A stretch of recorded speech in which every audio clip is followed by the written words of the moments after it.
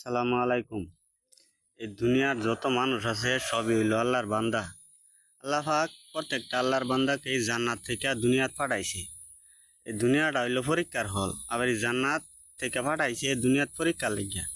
আবার এই জান্নাত গেলে কি কি কাজ করা লাগবো, সৎ পথে থাকা লাগবো, হালাল খাবার খাওয়া লাগবো, দুনিয়াত ভালো কিছু করু লাগবো, সৎ উপদেশ দি লাগবো, নামাজ কালাম পড়ু লাগবো, জাকাত ফেরতা দি লাগবো।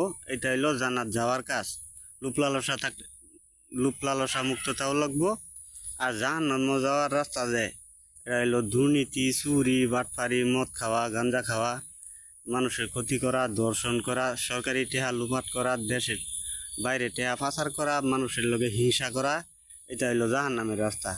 এই পৃথিবীর যারা জাহান্নামে যাওয়ার চা তারা হইলো ভয়ঙ্কর প্রকৃতির লোক। ভালো কথা মানুষের কাছে, ভালো মানুষের ভালো কথা ভাল লাগতো না, মন্দ কথা ভাল লাগতো।